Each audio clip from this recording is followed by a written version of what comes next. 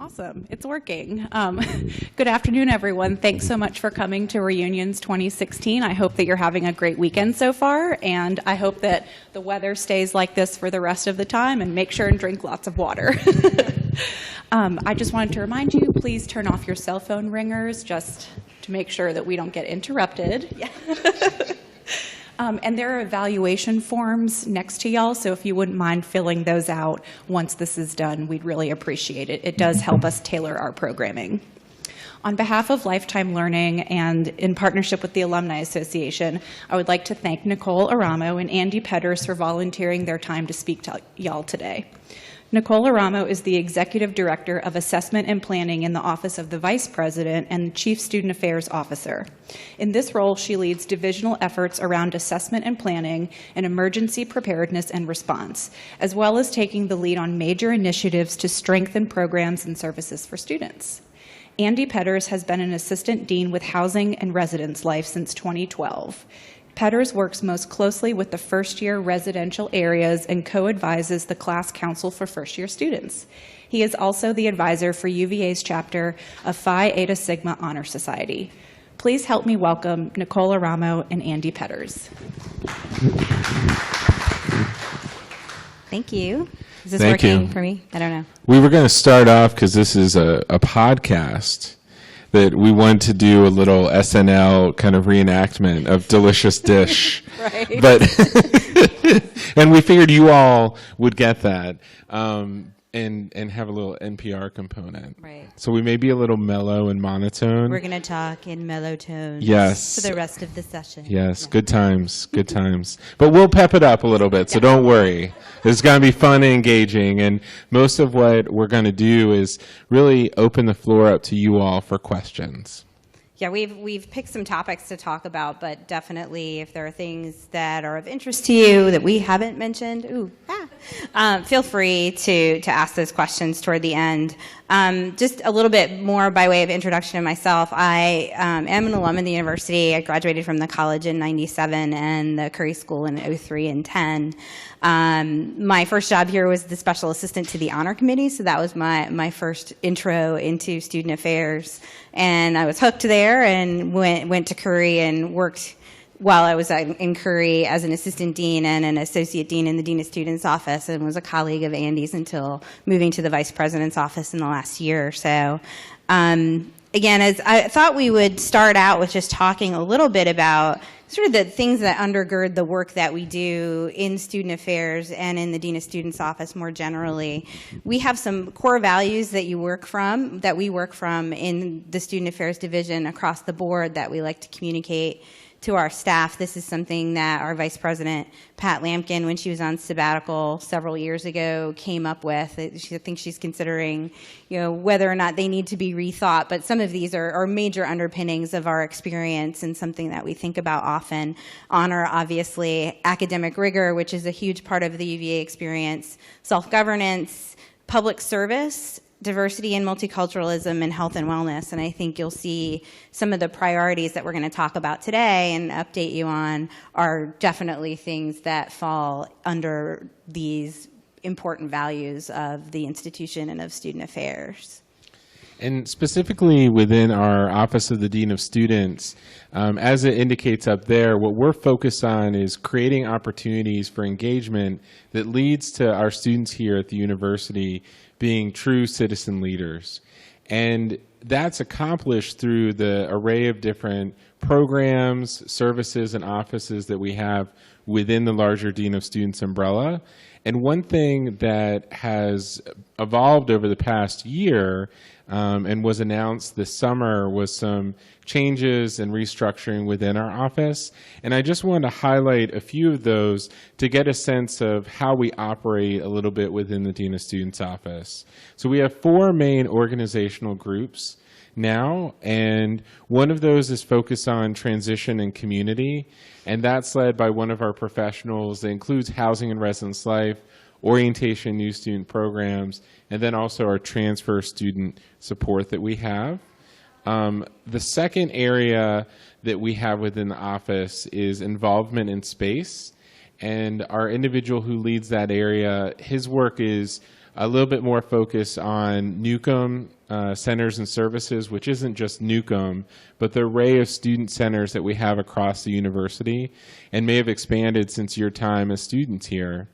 Marsh Patty is the individual who leads that office, and that includes our fraternity and sorority life, our student activities that we have here on grounds, and then obviously the business and facilities functions within running all those different centers.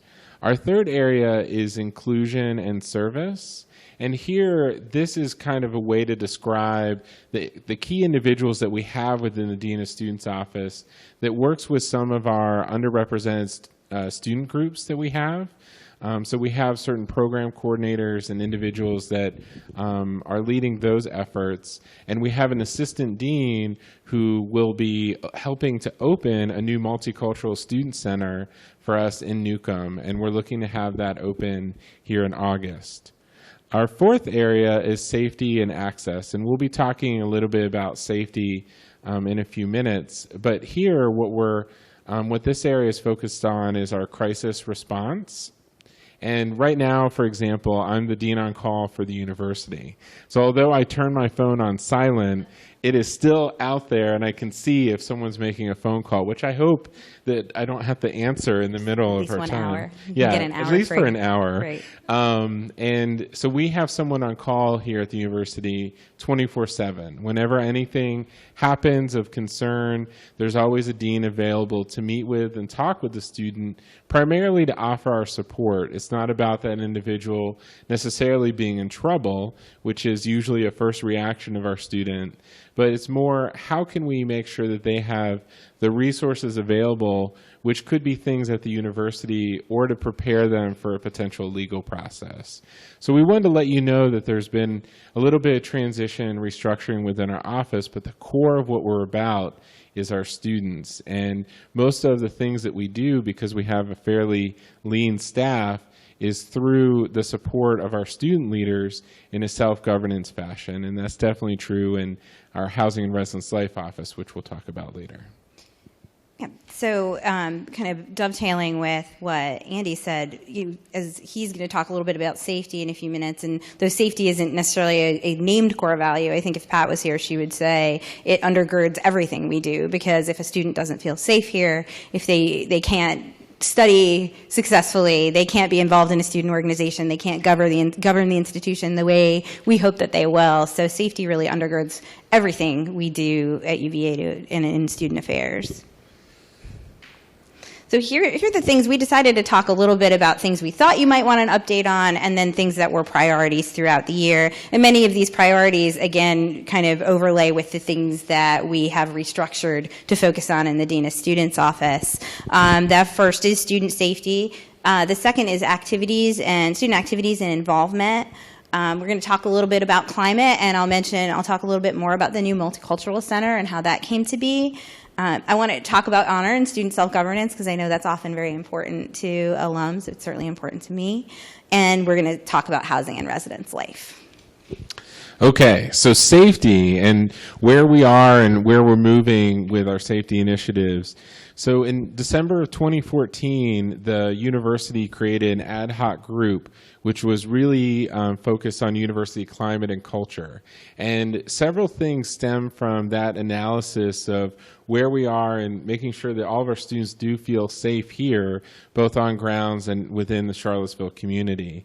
One of those was the creation of a public safety substation, which is located on the corner. If you've been out and about since you've been back on grounds today, you maybe have noticed that that's a shared substation between the University Police and the Charlottesville Police, and it's very close by. It's in kind of the heart of where a lot of our after-hours activities are, and so that way when students ever feel like they may need to talk to someone, they know exactly where they can go, and that substation is staffed 24/7.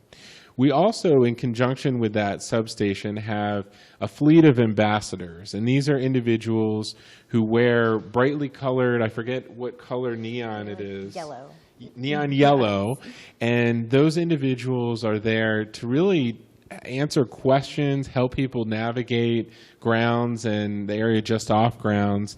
But after hours, they're looking out for anything that might be problematic. This could be someone, lurking around a car, or an individual who's maybe had too much alcohol. The ambassadors would, if they noticed that, they would respond right away, and they would call the police or determine what would be best for that situation. And they do walking patrols around the corner, and then they also do bike patrols in the area just behind the corner, and their new jurisdiction includes all the way down JPA. So wherever our students are living off grounds, we now have this extra layer of eyes and ears out in the community, looking out for our students and helping us be even safer. And then in terms of education and prevention efforts, these are the things that we're doing to be even more proactive in trying to create culture change here at the university. And those are things through our sexual violence programs. One of those you may have heard about is called Green Dot. And that's a nationwide program that we brought here, where we're trying to instill that desire within our student population to be really positive bystanders and individuals of when they notice something that they act in some way. And it doesn't mean that they have to be, the individual who pushes someone away or does something overly active. It could be at least distracting an individual to then allow a person to get somewhere safer than where they might be at that moment.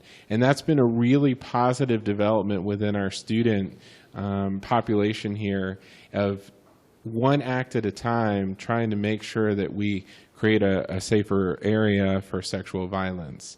Hazing, we have several groups that are looking at hazing and figuring out how we address that, not just within our fraternity and sorority life community, but within our student organizations.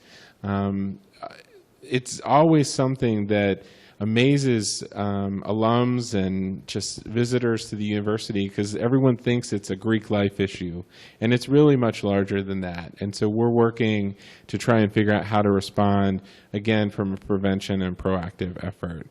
I've already mentioned bystander intervention and Green Dot, but then we've also really revised and overhauled our fraternity agreements with the university, so there's higher expectations of what events look like and how they should respond to situations. So safety is the number one thing that I think that we really do focus on, and that has maybe changed a little bit from your time here when you were a student at the university. So we're going to talk a little bit about something else that stemmed from this ad hoc group's effort, and that was figuring out through our student activities organizations, how could we have more events offered after hours that didn't involve alcohol and really left a positive legacy here at the university. And so we've worked with student organizations to find ways for them to host these events, whether it's in Newcomb, the amphitheater, wherever it might be on grounds. And if you notice up there, when you look at the number of events that we've had, we had a total of 72 events that were in that time frame that we considered after hours, and that were in collaboration with us on Thursday, Friday, and Saturday nights. The biggest attended event is a late night breakfast. And we've found that food tends to be the main enticer. That hasn't changed maybe since you were a student here. And we're going to try and figure out ways in the upcoming year of how we can replicate those things that worked really well in trying out and launching this program this year, so that we can make it even better for next year. Something else that's exciting is we have a new space on the corner which will serve as after-hours events, but also events during the day for our students. Some of the building will be dedicated for student organizations to maybe have practices or meetings or just hang out. But what we're envisioning is that this building, the Lloyd building, will also have maybe a coffee house feel to it, so we can have open mic nights and just things going on the corner that are a part of the university, and the student organizations that are eager to be out there on the corner doing these amazing events, and that we want to give space and opportunity for those groups to make that happen. So this building, the Lloyd building, was the old student bookstore. And this was a privately run student bookstore for a long period of time, and the upper level had apartments in it. And I don't think anyone has lived in those apartments for a long time based off of the condition they were in when the university took over that building. And they've decided to fully renovate the whole inside area to bring it up to code and standard. And then, like I said, use it as a multifunction type of opportunity. So we're really looking forward to that building coming together. I think another issue we've worked on a lot is the climate for the student body, and making sure that students, maybe in underserved communities, feel welcome and comfortable at the university. And I'm going to talk about a few initiatives there, and that's something that has changed and expanded quite a bit in since the time that I started as a student and in the time that I've worked here. I'm going to talk a little bit about the new Multicultural Center, the expanded LGBTQ Center, some of the other populations that we've started programming with, and talk a little bit about that for you. I think it's an area, again, where we've put a lot of effort and a lot more resources than maybe you saw when you were here, and I think we're really proud of those efforts and where they're going in the future. Thank you.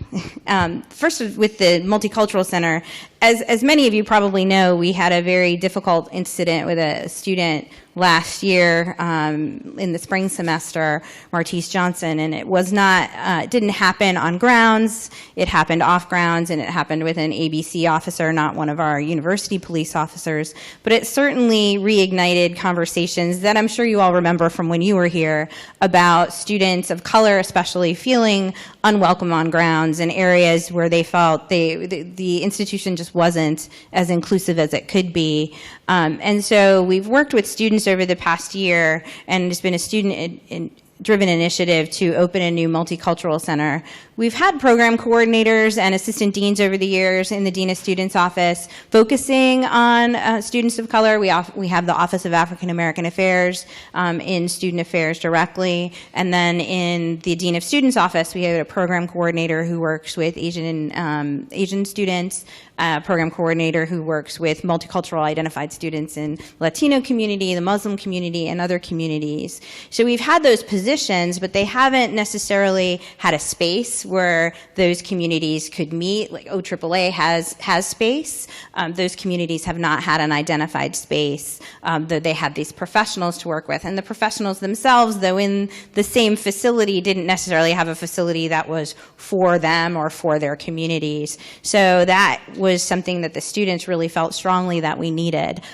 We have had an LGBTQ resource center for many years, for over 10 years now, but there wasn't a similar space for these other communities, and they wanted, these students really said, a really broad-based group of students said, we really want space where we could be together, not necessarily even in our particular community, but where those communities can come together and have dialogue with students across the board. So that's something that we've supported through the Dean of Students office with a new center that will be located in Newcomb. It will be right next to the LGBTQ center in the basement, and it will have space for these program coordinators as well as an assistant dean who will be overseeing the center and thinking through how this programming can really help our student leaders who, as you know, we have an array of student organizations that are racial or ethnic based. So really helping those students think through what they want to do, what kind of advocacy, what kind of support do they need, how do we best support them in the initiatives they would like to have move forward, as well as having a space for meeting and greeting and celebration. So we're really excited about this initiative. We hope to open the space in August for our students, and we're excited to see what comes up in the next year.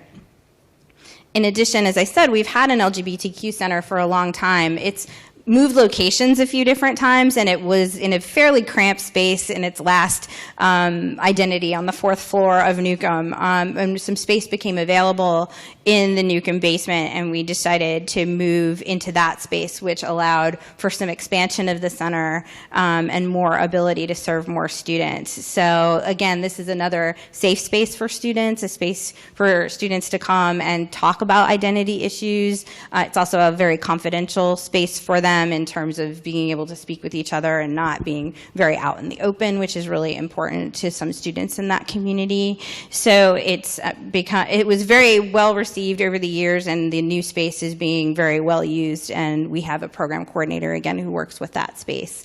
And it'll be nice to have the multicultural space and this space together, again, for communities to come together and dialogue, so that'll be exciting.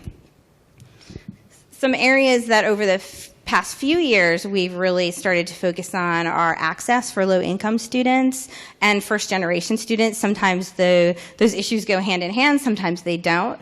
But we've expanded some programming for those students and allowing them to feel more welcome as first years, get better acclimated to the institution, get some targeted information about FAFSA. We have a FAFSA opportunity where they can come in and ask questions and help prepare the FAFSA, which if any of you have done that, it's an incredibly confusing document. So there's a lot of targeted outreach to these communities. In addition, not shown here, there has been some targeted outreach to veteran students. We don't have a huge population of veteran students, but that population has been increasing over the years, and so we want to make sure that those students are served and their special needs are served, as well as transfer students, where we've had some targeted outreach to those students for many years, but we've now placed that with a particular dean who's really overseeing that in a more focused way, so we'll hopefully see some more programming in that area. I wanted to touch a little bit on honor and briefly on self-governance. As some of you may heard, and I think there's an article in the alumni magazine this summer about honor.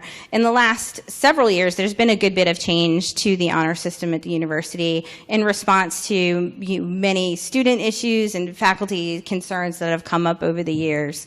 One of those changes was a fairly significant change about 3 years ago called the informed retraction, which provides an opportunity for a student to take personal responsibility for an honor offense they may have committed, even after they may have been brought up into the system. They have a short period of time to take this option, and then they leave the institution for 2 semesters. But then they are welcomed back into the community and to return. Now, this is only an option they can only take at one time, and they can only use it for one particular offense. So it's not an option for anybody who has committed multiple offenses or commits an offense again. But it's been something that the committee, again, brought in under a student referendum vote 3 years ago, and something they've been working with. And we've seen more and more students taking that option over the last few years. But in the past year, another referenda came up with, about 2 years ago, the referendum came up that required the honor committee to put something on the ballot regarding a potential change to the sanction, which they did in this past year. So it required them 2 years ago to put something on the ballot this spring. And the committee put a lot of effort into considering what would be the most responsible thing to do in that short period of time. What they ended up doing was putting up a general proposal that basically would have taken the opportunity for only permanent expulsion out of the Constitution, and then would have put with an independent review commission what to do with that option, what would be some alternatives that they could potentially present.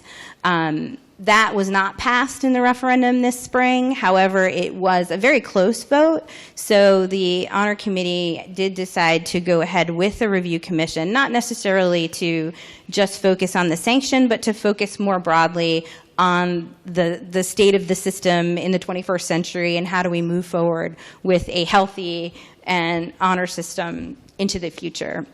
So they may be considering the sanctioning policy as well as the entire process, and really talking to students, talking to faculty in a really deep and thoughtful way about how we bring the system into the future in a responsible way. So that's kind of what's been going on with Honor. It's been a very active few years with the committee, and we've had some great leadership. I, again, had the pleasure of being the special assistant for several years and was always impressed with the students whom I worked with, and continue to be impressed with them as I've worked with them kind of as an outside advisor these last few years. And I'm excited to be part of that commission over the next few years. So that's going to be some hard work, but some really exciting work that we'll be doing. Well, to transition a little bit over to housing and residence life, which is my bread and butter, because this is what I do on a daily basis. Housing and residence life is a component, as I mentioned, of the Dean of Students office. Back in the day, there was a housing division and there was a residence life office. We came together, and we're together forever now. We're housing and residence life, and that means, I told the tour group earlier today, that we consider the student experience now even more closely in our construction efforts and our renovations. And I think that's crucial so that we're not building things that people don't want to live in, that we're building things that people can really create a home in a strong community. But one of those things that hasn't changed is the resident staff program. We have over 200 student leaders that are involved in different levels. We have RAs still, we have senior residents who function like undergraduate hall directors. And then we have a chair of our resident staff program.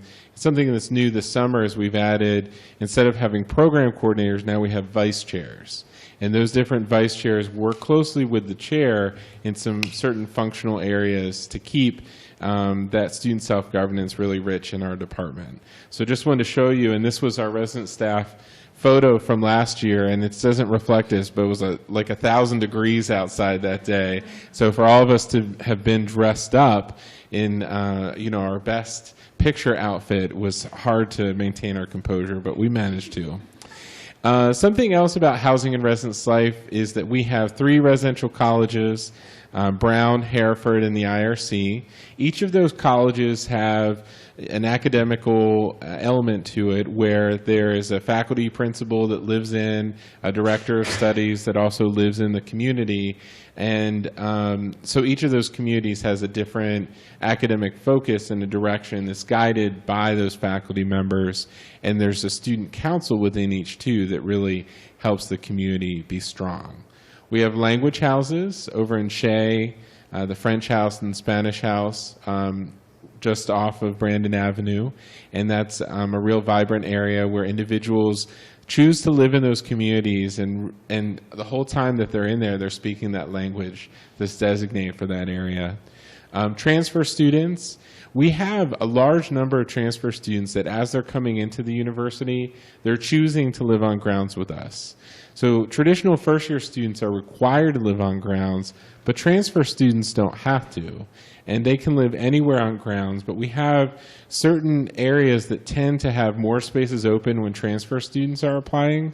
So this next year in our Lambeth and Johnson and Whedon buildings, we'll have a fairly large transfer community, and that concentration of transfer students allows us to do some specialized work and programs so that as those new students come into the university, they get similar support to traditional first years.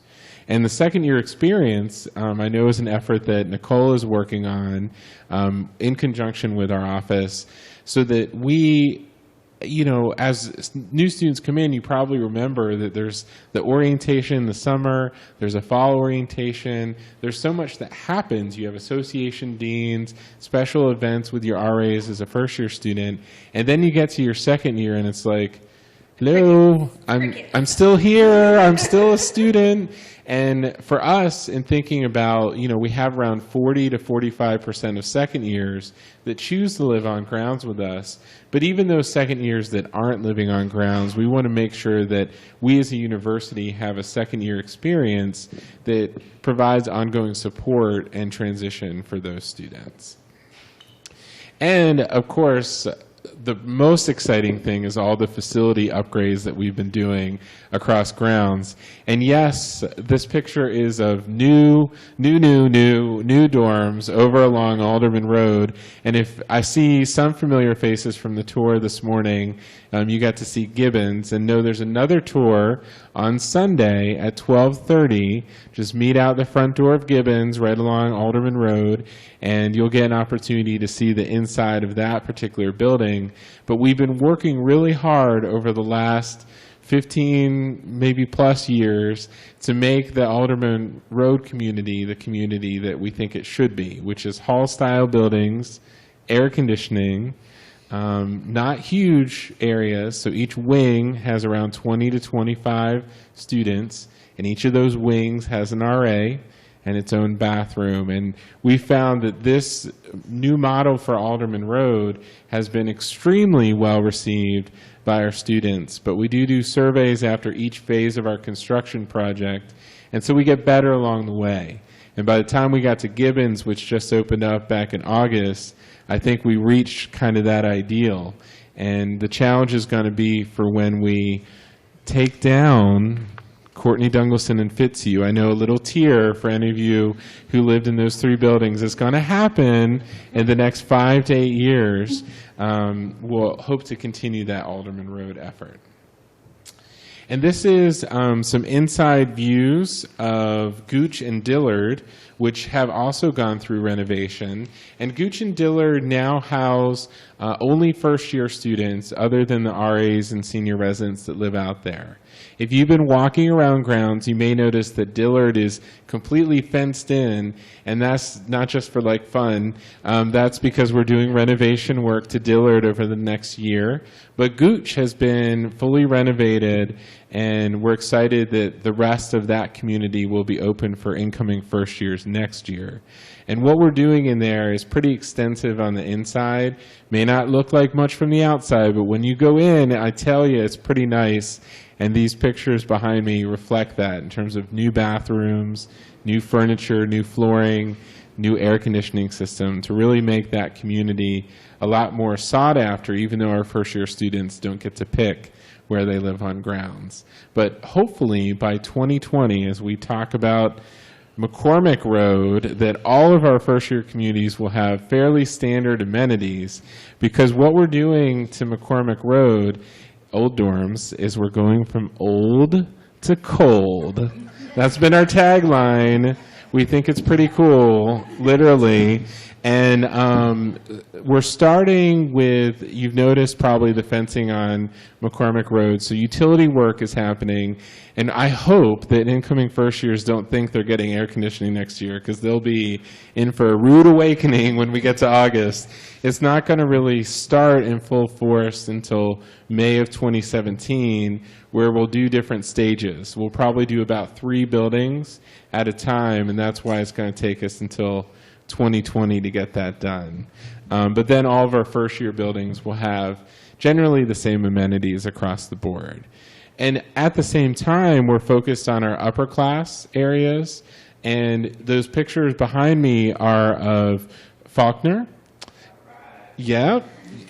And so we did a little bit of work to Faulkner. We put in new kitchens, worked on the flooring and the bathrooms and the air conditioning systems in there. And so it's an important value for us that we don't spend all of our money, time, and energy with first year students, because we want students to live on grounds for all 4 years. And we know it's hard to compete with off-ground landlords that have deals and T-shirts and, oh my gosh, look at all this fun, crazy things that we have going on. But we're hoping to compete even more besides doing renovation work by actually building some upper-class housing in key zones. And I know our Board of Visitors is continuing to review possible areas for where that would be. And we're ready. We're ready to do it. It's just a matter of time, and we'll work with the board, obviously, to figure out when and where that would be. So with that... Yeah. What questions do you all have? If you can hold your question until the mic gets to you, that would be great. We're podcasting.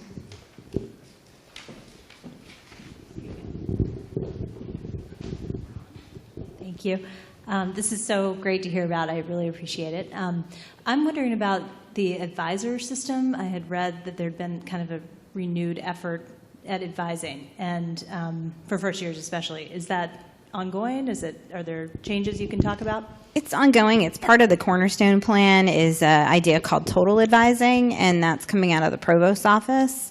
And what they're really trying to do is better group the different pockets of advising that we have, from career to your undergraduate advising in the college and things like that, the things that we do, trying to make it more evident, like where you go for certain things. And there's been talk of having a space potentially in Clemens Library where people would have office hours from different offices. There'd be sort of an easy access space for advising. I know the college has really increased their efforts at outreach from the first year community to ensure that students understand who their association dean is and how that's different from their academic dean and how they can make changes in those areas if they need to. They're doing a lot more multimedia work in that area than they have in the past. But that's an effort that's coming out of the provost's office that we've engaged in conversations with them, but it's still kind of ongoing.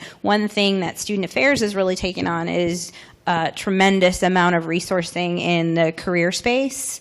So our career center has completely been revamped. They've literally added something like 20 positions in the last 2 years. They've gone to a new model in terms of advising into different career grouping areas. So there's a lot of work being done in career that's really falling into this total advising space. And I know there's a lot of collaboration between our executive, our VP who works around, or our associate VP who works in career, and the folks in the provost's office who are thinking through total advising. You mentioned around the dorms going more to the hall style. So was that around just a lot of feedback? You get more context on that versus the suite style that I was used to in the new dorms? Just curious. Yeah, I'm a little partial to the suite style myself. I am not an alum of the University of Virginia, although the biggest compliment I got this morning during the dorm tour is someone asked me what year I graduated from UVA, and I was like, if only. And so when I was an undergrad at a different school, I lived in a suite-style building for 4 years and absolutely loved having that smaller community within a much larger one. What we did in looking at Alderman Road, which was all suite style for the longest time, is to determine, based off of student input, what would be the best for them to feel like they could make friendships, to interact with other students, to have those common areas that are not just for your particular suite, but for a group of 20 to 40 individuals. And that's the direction that we felt made sense for UVA, because every year, I think, when students compare their experience when they live in McCormick Road versus Alderman Road in the 3 suite-style buildings that we have, or Gooch Dillard, there is a different sense of identity and feel based on that style and environment. And so wherever possible, we're going to create that hall-style area. And so when we're renovating an area like Gooch Dillard, which we can't make hall style, it's impossible. It's always going to be suites. That we're trying to revive and rejuvenate the lounges that are there to fit more people and to be spaces where the whole community could really come together. But it's really based off student input. Everything we do here needs to be based around our students because they're the ones living there. And it may seem like an old-fashioned trend to have double-loaded corridors, but that's what they want. Hi, I actually have 2 questions. Long ago, I graduated from School of Nursing, and when I was a second-year nursing student, I lived in McKim, or maybe we used to call it the nursing dorm, which was down Brandon Avenue. I still see that building on the map, but it's not part of the university anymore. What happened to it? And then my second question, I'll just go ahead and do, is the retraction part of the honor.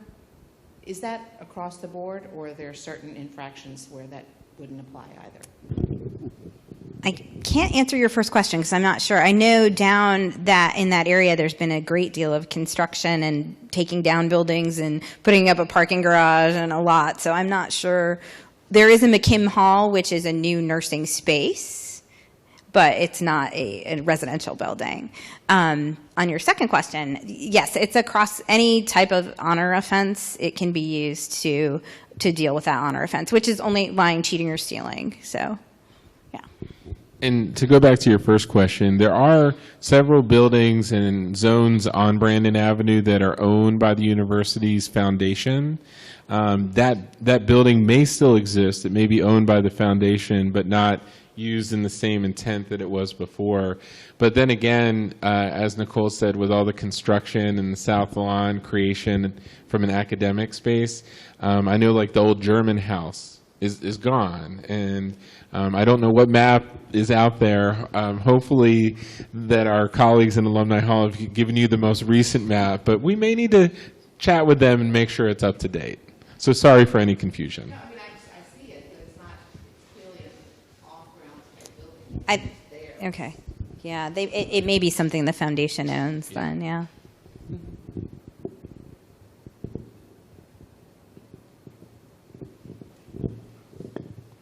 Thank you all so much for hosting this panel. It's been so informative. I had a question. You talked about renewing the commitment to student self-governance, which as an alum, and I think most of us in this room would say we highly appreciate and value. I was wondering, though, if you find that in conjunction with the fact that a lot of students do still live off grounds, and I know you spoke to initiatives like the ambassadors, or you're trying to work in terms of safety issues, but do you find it difficult as student affairs officers in terms of monitoring issues like mental health problems? And if so, do you have any initiatives or programming that might be designed to target those issues? One thing I like to focus on in answering that question, which is a great one, is that the way that students care about each other here at the university continues long beyond maybe the time that they have together as a first year. And so if a student, let's say, is living with friends in the Grand Mark or living off Wortland Street in a house, that they are pretty comfortable with making sure if one of their friends is feeling down or having thoughts of self-harm, that they reach out either to our counseling and psychological services office directly, or they reach out to our Dean of Students office. Our Dean on Call program certainly applies to students whether they live on or off grounds. I think that we have, at least in Housing and Residence Life, worked on how we can partner with student council to be responsive to the needs of students who are living off grounds, even though that may seem a little counterproductive if we're trying to keep everyone on grounds. But we want to make sure that students feel supported, that they're not getting taken advantage by their landlord, that there's an awareness through website materials of checklists and things to go over to make sure where they're living. They know where certain paths are that have lights and call boxes and things like that, that they would feel safe. I think that that's something the university continues to grapple with, though, of when you live on grounds, you have all the tools and resources right there. And when you are choosing to live off, I think in some cases students are doing so because they want more freedom. And they don't want the same RA or oversight that they may have when they're on grounds. And so what we try to convey is that in our upper class areas, that the RA role is very different. And it's less about looking out for alcohol and trouble in the dorms and more, hey, you know, are you doing okay and how can I help you? Because an RA in Lambeth, let's say, may have 50 residents compared to an RA in First Area that has like 25. And I do think one of the things when I moved over to Dean of Students, and it certainly pervades student affairs more broadly, is I don't think we see our Dean of Students office as like the principal's office. We want to try to make it a space that students feel comfortable coming with any type of problem or question. And while we might not be able to solve it, there's somebody there who can help guide them through it. And certainly mental health issues are something that we would definitely want students to come forward and talk with us about. And we do find students would walk in on a regular basis to ask about a friend or come in themselves and talk about concerns that they might have. So that was definitely a big part of what we would do in that office. And again, with the focus, trying to shift some focus to the second year experience, we found that is a very vulnerable year. It's kind of that in-between year where you haven't figured out what your major is yet. You might not be really engaged in your academic life yet. You're not really sure what to do yet. Yet you've been here, you don't need all the orientation stuff again. So we're really thinking through what can we do to be partners with students in the second year to help them understand the resources and support that's still available to them as second year students. It's not like they've aged out of all of the things that we do for students. So I'll be working a lot over the next year thinking through what we can do for a more focused kind of second year experience.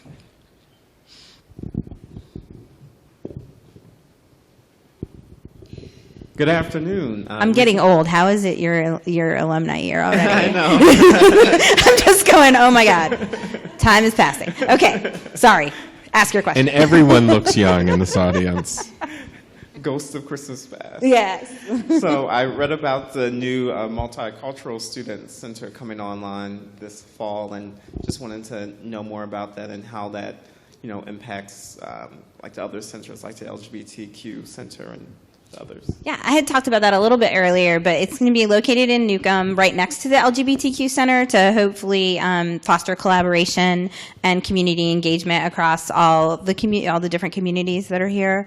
It's going to be a dedicated space where the program coordinators who work with students of color will have their offices, and it's also going to be a gathering space for students. So. And an assistant dean will be working in that space as well to help coordinate programming and to help ensure that it's the vibrant space that we want it to be, and to help our students think through how they can best use the space through their different organizations. We want it to be a space where students feel welcome and comfortable. We also want it to be a space where students feel like they can dialogue with one another and have the important conversations that we need to have. So we are really excited about the possibilities, and a lot of it's still being thought through and worked out, but we hope to have the space built out in August, and the staffing is already set as of June 1, and they're all talking about where this is going. It was a student-led initiative, and so we're very much engaged, as we always are in these situations, with our students about what they want and need from this. Yeah.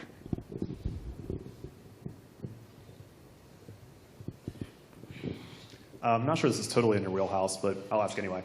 I'm curious sort of what the thinking might be right now on enrollment growth. Because I know when I was here 5 years ago, it's sort of a key issue, and there's sort of an assumption, it seemed like, that the undergraduate body would keep growing potentially somewhat significantly over a few years, both because sort of political pressure from the General Assembly, and then also as a central part of the financial model. So I'm curious if that's still sort of the thinking or the assumption, if there's any maybe consensus on what a peak or optimal size might be to sort of maintain the student experience as it is right now.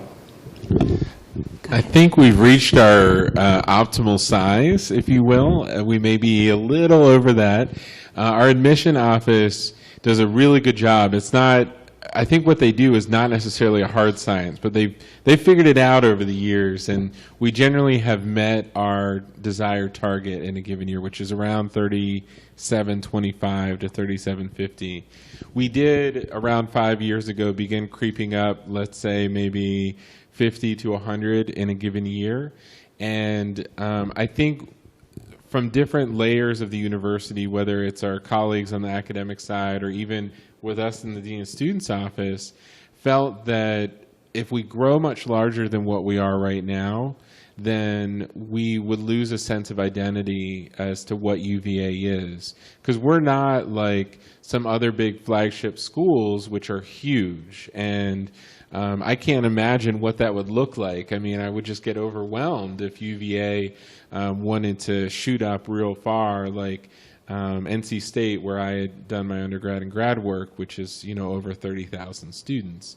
So I think this is a really good level for us to still have all of our first years living together in a shared area. And then what we have to figure out is if we do, either from our board or from the General Assembly or whoever, move up, then what does that look like? How do we expand our advising options? How do we have more support when it comes to students who are in crisis to meet those needs? Because we've really looked to our students to lead a lot of the core functions here, and I think it can be overwhelming at times for them thinking about the level of students that they're trying to reach to make sure everyone knows the core elements of what UVA is really about.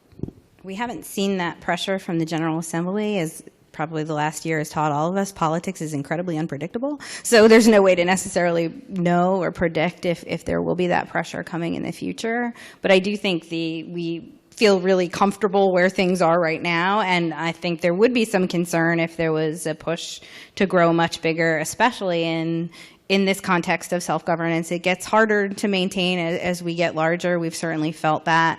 One of the things I had meant to talk about, but I hadn't, was we really are thinking of how to preserve self-governance into the 21st century as well. We've initiated a new program called the Meriwether Lewis Leadership Program, which starts in the second year, and it's a collaboration between student affairs and some of the leadership faculty at the university, and it really is aimed at ensuring our students have a great underpinning and education of leadership from the perspective of university leadership as well, so they know, if they want to aspire to these roles, kind of what they're getting into. It was also something that we focus on quite a bit with our student leaders in our summer leadership institute called Leadership. We still call it Leadership 2000. I'm not really sure why. Every year we struggle with that name, but retro. A little bit retro now, I think. It was not creative, and now it's retro. I think we've passed along enough time. But so we definitely that's something we emphasize during that program is, how to work in this environment and how we are your partners in this environment.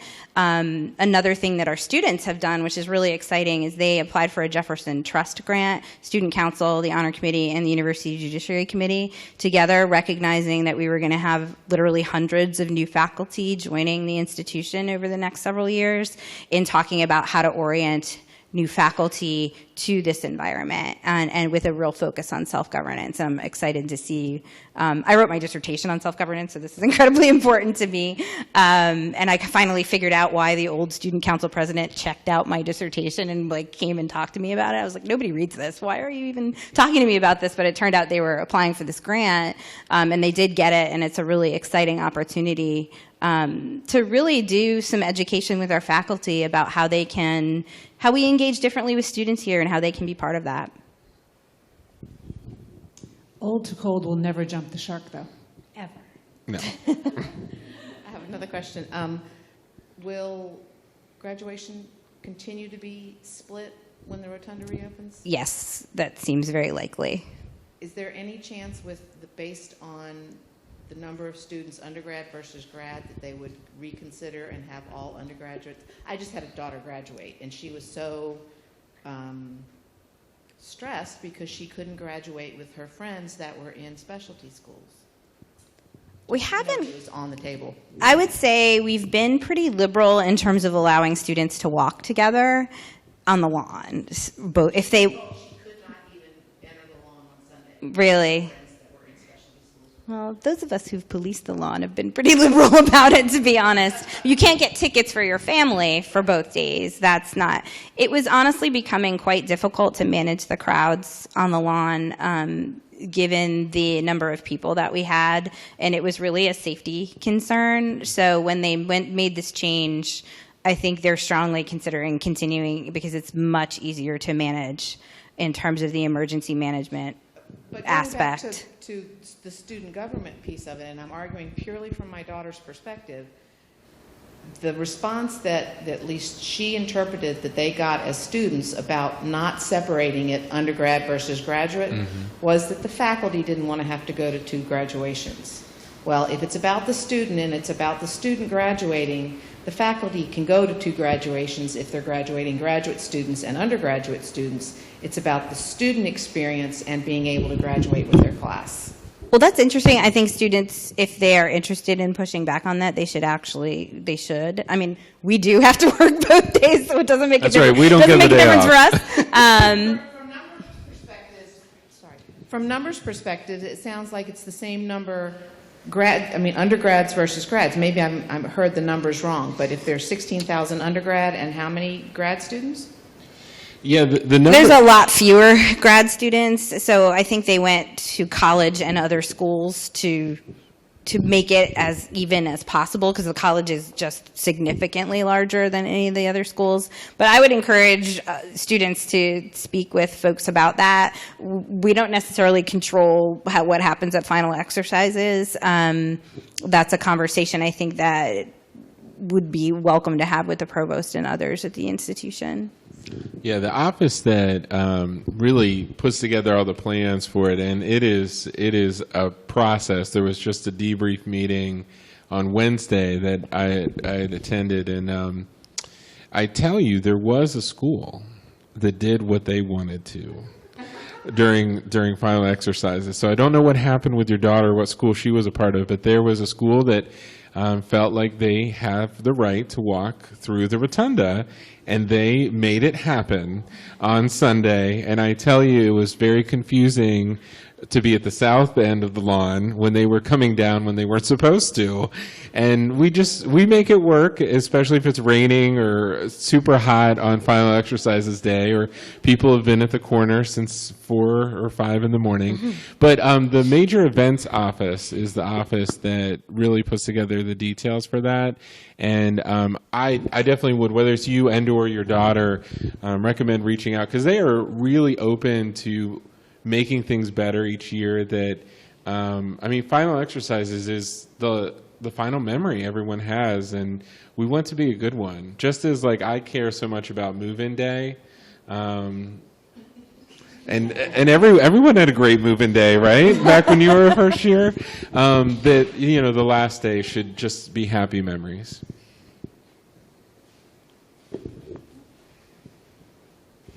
I don't know if you can answer this, but is it generally more expensive to live on grounds or off grounds? The cost is about the same. When you start adding in those other intangible elements of living off, so you can find cheaper rent off grounds for sure, but where is it located? Are you going to have to worry about parking? Are you sharing, your room with 3 other people? Cable, utilities, trash. All those different things come into play that may drive up those costs a little bit more. But I know I'm a realist, and I know anyone can find a cheaper deal somewhere off grounds. But our prices are inclusive of all the utilities and everything in one. Right, this is changing the discussion a little bit, but a question heavy on everybody's mind right now is that of rape on campus. Mm-hmm. It sounds like the university is doing a lot in terms of student safety, but my question is that of this conception of supremacy and entitlement. What is being done at the university to try and combat that growing culture? So a big part of the Green Dot program that we brought to the university a couple of years ago is having conversations with students about community and engaging them in the type of community we want to be at the university. And there's 2 principles under Green Dot, which is nobody should be harmed in our community, and everybody has a role in doing their part to keep that from happening. So those are the messages that we really talk about in the Green Dot program. And I would say that speaking to the athletic community, which I know is on the front of many people's minds given what's been in the news in the last week, they've been incredibly receptive to that message. And I'll say, if somebody who was working in that area for many years, that was not something that we would see very often in our athletic community. It was a very welcoming and inclusive community, and one that was, I think, welcomed in the other parts of the institution. We're not an institution that, houses our athletes completely separately. We're not an institution that treats our athletes any differently than other students in discipline or in anything in those areas. So I think that we do a lot to talk about this community as inclusive, as supportive, and as a place where people should not fear being harmed. But certainly in any community, we know things happen. And I think one of the areas we've really focused on, and it is an area we were focusing on quite a bit even prior to what happened with the Rolling Stone article, was really improving our response to issues of sexual violence. We had an interim policy that came out the day the article came out that was significantly improved our old process and policy, and that policy is now not interim anymore. It's our final policy. Has been in place for almost a year, and things have changed a great deal in that area. We've also hired a great number of people working in that area. We have a dedicated Title IX office now, and several people who work in that office who are really focused on education and on response. And we, in my time in the Dean of Students office, one of the things that was really important to me, having met with so many students, was once I met with a student, the harm had been done. There was no undoing the harm. I could provide services, I could provide support, we could provide a fair process, but we were never going to undo the harm. So one thing that was very important to me was that we have prevention coming out of the Dean of Students office, or out of student affairs in general, and we did hire a position about 2 years ago, and that was enabled us to bring Green Dot to the university, and has enabled us to do a lot more education and outreach on this subject, and to work very much more closely with our student groups that are working on this subject. So I'm really proud of the work that I did in this area. I'm proud of the work that's moving forward in this area. It's very exciting to be here in this time, even though it's been a very difficult time. So I think we're doing a lot to combat that sense of entitlement, and really thinking about how we're a community together. And I just wanted to add on that, one, it's been a pleasure working with Nicole, who's a true expert in this area. And I learned a lot from her as a professional to be working within my role every day on challenging students, and really when you hear something, or you're concerned about what's going on, that you're extremely responsive, and hopefully over time that we become a better place. But it really takes not just our current students and our faculty and staff here, but it takes everyone in this room to be committed to this university being even better than what it has been. I mean, it's a pretty great place, but clearly we have issues here that are true and common across the country, and that we can never settle for where we are right at the moment, when it becomes something where an individual feels like their agency has been taken away from them. So it is critical. And when we have new staff come to interview, they always ask, what are the major issues at UVA? For the last 2 years, and I've only been here for 4, so take that for what it's worth, but my answers have been Title IX and diversity and multiculturalism. And back when you all were students here, those may have been the same issues at that time too. So it's just a different day, and we're coming up with different solutions to meet those needs. We have time for one more question, if anyone has another one to ask. If not, they'll probably be available for a few minutes after the seminar if you have any other additional questions. When we're not on podcast. That's right. Thank you all so much for coming. Thank you. Thank you all so much for coming.